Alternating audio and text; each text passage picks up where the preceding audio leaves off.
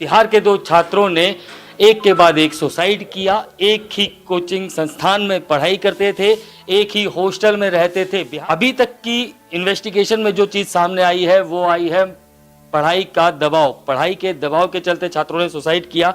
इतने high score देख के उनको लगता है कि हमसे हो पाएगा नहीं हो पाएगा, उसके चक्कर में उनको बहुत मानसिक तनाव भी होते हैं। उड़ान के सपने, स्ट्रेस का ग्रहण। मेरे अकॉर्डिंग स्ट्रेस सबसे ज़्यादा होता है कंपटीशन का, क्योंकि जब हम लोग अपने घर पे होते हैं तो वहाँ हम इतनी ज़्यादा कंपटीशन नहीं होती जितनी ज़्यादा हमें कोटा आने के बाद देखने को मिलती है। यहाँ पे मोस्टली सब हर जगह के टॉपर्स होते हैं, उन्हें देख के ऐसा लगता है कि नहीं हमें भी इनसे मतलब बेसिकली हम लोग एक दूसरे को कंपेयर करने लगते हैं। ये भूल जाते हैं कि हमारी कैपेसिटी शायद कम है या उनकी कैपेसिटी थोड़ी ज़्यादा है नॉर्मल से। सपनों के शहर में सुसाइड का साया।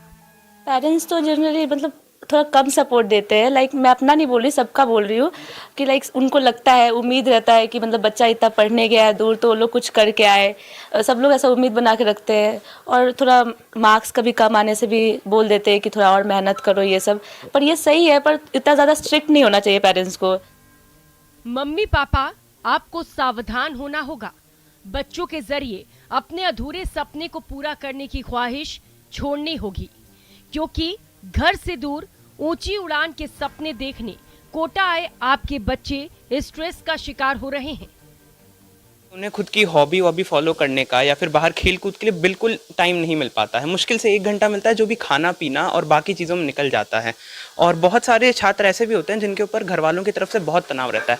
मेरे केस में तो ऐसा नहीं है, पर बहुत सारे छात्रों के ऊपर घर वालों से इतना तनाव आ जाता है कि उन्हें ऐसा बड़ा कदम भी उठाना पड़ जाता है।